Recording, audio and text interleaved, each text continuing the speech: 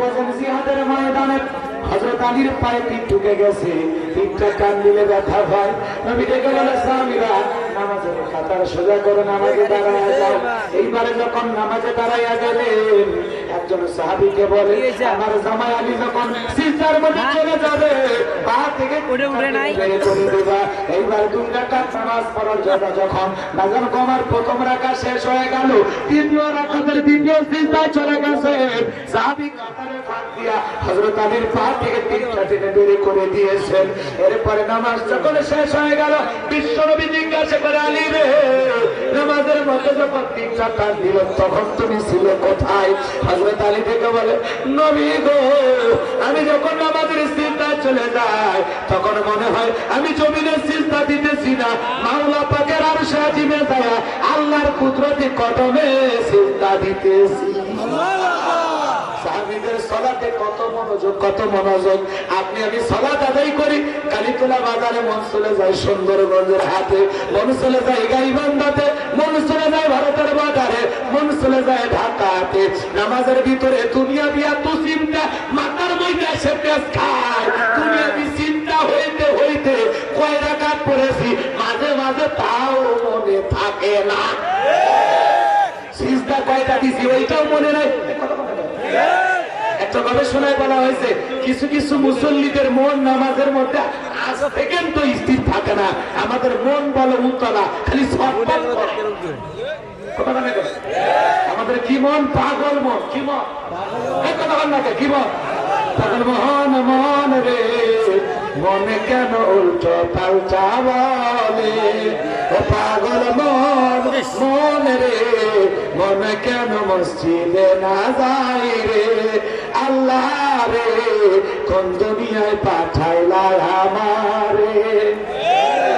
বর্তমানের নারী পুরুষ সমান সমান মাপ, লম্বা চুল কাটিয়া আবার মাথায় লাগাই ক্যাপ, আল্লাহ রে কোন দুনিয়ায় পাঠাইলা আমারে। জিন্সের প্যান্ট শার্ট পরিয়া রাস্তা হাইতে যাই, পোলানো মাইয়া ওইটা সিনা বড়টাই, কোন দুনিয়ায় পাঠাইলাই আমারে। ভিতরে করছে দুল, কপালে কালো টিপ, কাছে যাসনি বলেন তুমি কে বিলকি চাপা, কয় না আমি আবুল। রাগ করতেছে? বুখারী শরীফের স্পষ্ট হাদিস, আল্লাহ রাসূল বলেছেন পুরুষ যদি নারীর বেশ ধারণ করে আর নারী যদি পুরুষের বেশ ধারণ করে আল্লাহর লানত তাদের উপরে। কথা বলে ঠিক? এই জন্য পোশাকের স্বাধীনতার নামে লাফালাফি করো, ব্লাউজ ছাড়া শাড়ি পইরা বিশ্বর শাহবাগ চত্বরে যা বলো পোশাকের স্বাধীনতা চাই। স্বাধীনতা মানে কি বুঝাচ্ছ? ল্যাংটা হয়ে ঘুরবা, এটা বাংলাদেশে হবে না, অন্য দেশে যাও। কথা বলে ঠিক কিনা? আজকে ঢাকা বিশ্ববিদ্যালয়ে আমার বোনেরা হেজাব পরবে, পর্দা পরবে, এটাকে তারা নিষিদ্ধ করতে চায়। হেজাব আর বোরকা দেখে যাদের চুলকানি হয়, মনে রাখবেন মুসলমানের মেয়েরা হেজাব পরে বোরকা পরে ঢাকা বিশ্ববিদ্যালয়ে পড়তে যাবে, যারা বাধা দিবে উল্টাপাল্টা মন্তব্য করবে, এটা মুসলমানেরা মেনে নেবে না। আমার বোনেরা বোরকা পরে তোমাদের দেখতে সমস্যা হয়, চেহারাটা দেখতে পারো না, কলিজা জ্বলে, বোরকা দেখে চুলকানি হয়। কথা বলবে কা? রাগ করতেছে না মনে হয়? এ ভাই এর সাথে কি হয়েছে? ওই ছেলেটা আমার সাথে আসছে, আপনাদের এই বিশাল আয়োজন নিকট করতেছে, ভালো লাগতেছে না? এই ছিলেন সারা রাত চলবে, সেটা পরে দেখতে মাঝে মাঝে আমি যথার সময় ব্রেক করবো, হানিফকারে ব্রেক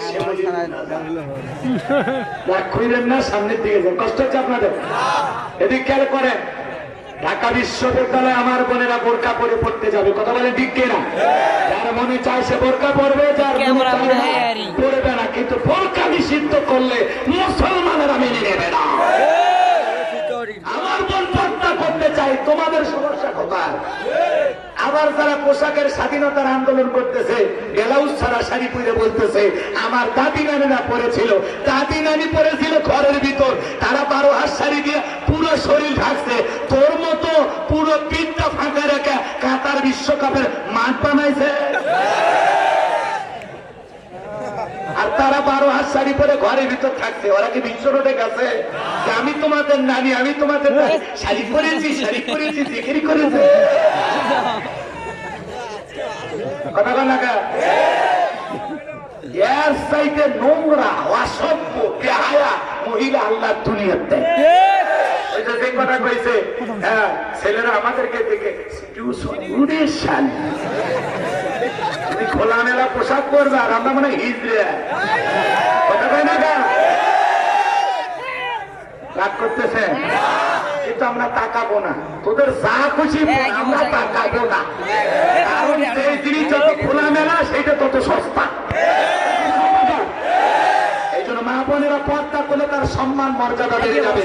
একটা নারী ঢিলা ঢালা বোরকা পরে হাত মুজা পা মুজা লাগায়া রাস্তা দিয়ে হেঁটে যায়, মনের অজান্তে শ্রদ্ধার সম্মানে মাথা দানত হয়ে আসে। আর তুমি লিপস্টিক পইরা বানরের পাশার মতো ঠোঁটটা লাল করছো। কথা বল না? তারপরে চোখেতেছে মাস্কারা, যুবকের কামসারা, রামখালি নুটখালি নুনের উপরে নোটটা, পেঁয়াজ খালি দ্বীপ খাবি, কপালে ডিজিটাল ফোটা, রং ঢঙ্গের সাহায্যে যাচ্ছে। আর স্বামী গেছে আজকে সাজছিলাম। মানুষ দেখে তো পাগল হয়ে গেছে। মানুষ পাগল হয়েছে। পাগলি শুনে যা, মাছ পুইতে গেলে পচা মাছে মাছি কম পড়ে না বেশি পড়ে? পচা মাছে মাছি যেরকম বেশি পড়ে, ঠিক যে নারীগুলো ব্যাপারটাই চলে যায়, রাস্তাঘাটে ঘুরে বেড়ায়, ওদের দিকে দুষ্ট লোকের মাছি নামের নজর পড়ে। কেউ তোমার দিকে ভালো নজরে তাকায় নাই।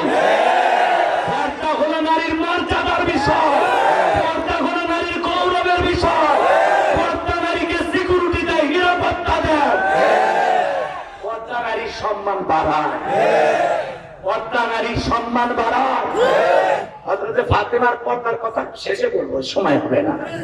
এদিকে যাই, লম্বা হবে মনে হয় ভাই।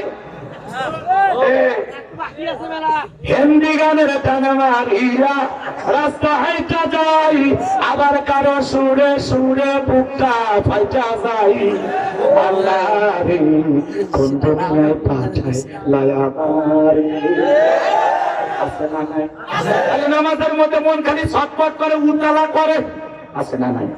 আরে দুনিয়াবি চিন্তা ভাবনা নামাজের মধ্যে মনের মধ্যে রাখা যাবে? আমার যখন পড়বো অন্তরে ভয় থাকতে হবে কার? ইমানের সেই নম্রতার সহিত আল্লাহর ভয় দিয়া সালাত আদায় করতে হবে। কথা বলে ঠিক কিনা? একটা দুনিয়ার রাষ্ট্রপ্রধান যদি আপনাকে দাওয়াত দেয়, গেলে কি করবেন? রাষ্ট্রপ্রধানের সামনে যা মোবাইল টিপবেন, ওনারে বুঝাবেন আমি সুপার বিজি। কথা বলেন, ওনার সামনে যা দাড়ি চুলকাবেন, লঙ্গি ঠিক করবেন। তাহলে দুনিয়ার একটা রাষ্ট্রপ্রধানের সামনে যায় যতটা নম্রতা ভদ্রতা আচরণ করবেন, যত বিনয়ের সহিত বসে থাকবেন, ঠিক আল্লাহর ঘরে কি আল্লাহকে যখন সালাত আদায় করার জন্য আল্লাহর ঘরে প্রবেশ করবেন, তার চাইতে কোটি কোটি গুণ বেশি আদব আর ভদ্রতার সহিত আল্লাহর ঘরে গিয়ে আল্লাহর সামনে দাঁড়াইতে হবে। কথা কয় না? আপনি আমি যখন সালাত আদায় করতেছি দেখতেছেন কি? এ ভাই, তোমাকে যদি বলা হয় একটা ফাঁসির আসামি, তাকে যদি বলা হয় 2 ঘন্টার সময় আসে, রাত 12টায় তোমার ফাঁসি, ওই ছেলে 2 ঘন্টা কি করবে? ডিজে পার্টি করবে, হাতে মেহেদি দেবে, ফেসবুক নিয়ে ঘাটাঘাটি করবে, কি করবে? কি বলবে? 2 ঘন্টা আমি খাওয়া দাওয়া করবো, কলা আম জাম যা আছে নিয়ে আসো, তাই বলবে? সে যদি মুসলমান হয়, ইমানদার হয়, বলবে না, যেহেতু বিদায় নিতেছি আল্লাহর হুকুমে ওই দিনের ওযু হবে, ওই দিনের নামাজ হবে, জীবনে শ্রেষ্ঠ নামাজ। কথা বলে ঠিক কিনা? এই জন্য আল্লাহর ভয়ে সালাত আদায় করতে হবে। এত তারা উড়ে করে একটা ওযু করছে, এক ঠ্যাং না দিয়া মসজিদে ঢুকছে, তাই সালাত আদায় পিছ দেখায় চাচা একদিক লুঙ্গি একদিক, আল্লাহু আকবার। মানুষ কয় আগে লুঙ্গি ঠিক কর, পায় না আগে তারা উড়ে করে জামাত করতে বলছে। তুমি জামাতের যে কয় রাকাত পাইছো আলহামদুলিল্লাহ, যেটা পারো না ওটা পরবর্তীতে সুন্দর করে আদায় করে নাও, এটা পরে পূরণ করো, কিন্তু তারা উড়ে করা যাবে না। কথা বলে না কেন? আমাদের মধ্যে দাঁড়ায় এদিক ওদিক তাকায়, মসজিদের ফ্যানের দিকে গণ, আমাদের নিয়মটা ছেড়ে দিন, আগে ফ্যান কর, ফ্যান আছে। মরার পরে ফেরেশতারা কি কবরে প্রশ্ন করবে আপনাদের মসজিদে ফ্যান কয়টি? আপনি নামাজ পড়তে পড়তে আপনার ফ্যানের দিকে যান, মসজিদের দেয়ালের দিকে যায়, ওযুখানায় কেউ ছাইড়ে দিলে দেখা হয়, দেখো আব্দুল করিম ভাই কেবল আসছে। নামাজে আছে না নাই? এগুলো নামাজ আল্লাহর দরবারে কবুল হবে না। নামাজ নামাজের মতো পড়তে হবে, বিনয়ের সহিত, নম্রতার সহিত, আল্লাহর ভয় নিয়ে। মনে মনে ভাবো আমি নামাজ আদায় করতেছি, আমার আল্লাহ আমাকে দেখতেছেন, নামাজ আদায় করব। আর মনে মনে ভাবো এই জহরের নামাজ আমার জীবনের শেষ নামাজ, আমি আসর পর্যন্ত আল্লাহর জমিনে নাও আসতে পারি। কথা বলে ঠিক কিনা? নামাজ নামাজের মতো পড়তে হবে। ফালিয়াবুদু রাব্ব হাযাল বাইত আল্লাযী আত'আমাহুম মিন জু' ওয়া আমানাহুম মিন খাউফ। আল্লাহ দেখে বলেন এই ঘরের মালিকের ইবাদত করো। ইবাদত যদি ইবাদতের মতো করতে পারো, বান্দা গোলামি যদি গোলামির মতো হয়, নামাজ যদি নামাজের মতো আদায় করতে পারো, আমি আল্লাহ দুইটা জিনিস দেব।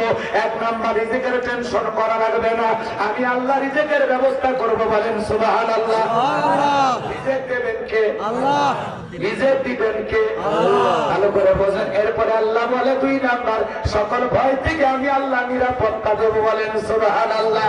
এজন্য নামাজ নামাজের মতো পড়া দরকার আছে না নাই? জীবনে নামাজ হবে একমাত্র কাকে সন্তুষ্ট করা? আল্লাহ। বলেন তো কাকে খুশি করা? আল্লাহ। সালাতি ওয়া নুসুকি ওয়া মাহইয়ায়া ওয়া মামাতি লিল্লাহি রাব্বিল আলামিন।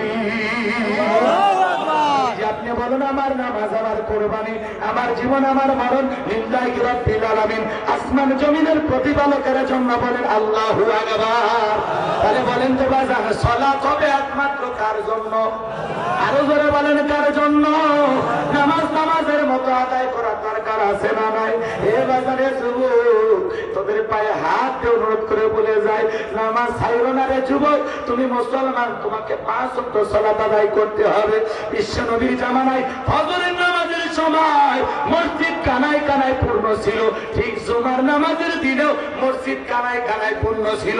কোন ব্যক্তি মুসল্লি কম বেশি হইতো না, সবাই 5 ওয়াক্ত নামাজ আদায় করতো। বলেন সুবহানাল্লাহ। আর আমাদের সমাজে জুমার নামাজের জন্য মসজিদগুলো 2 তলা 3 তলা হয়, আর ফজরের নামাজের সময় আকামত দেওয়ার মতো মুসল্লিও খুঁজে পাওয়া যায় না।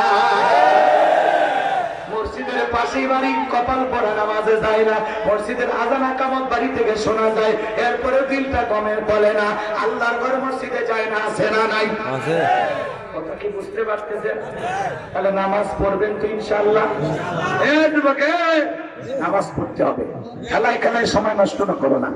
নামাজ আদায় করে না করলে ঘুমাই না, ওই ঘুম যদি না ভাঙে, ঘুম ভাঙলে সকাল, না ভাঙলে কেমন করে ঘুমাও তুমি ও মানুষ, কেমন করে ঘুমাও তুমি ফজর করে কাজা, এমন তো হতে পারে ও তোমার জহরে জানাজা, এমন তো হতে পারে ও তোমার জহরে জানাজা।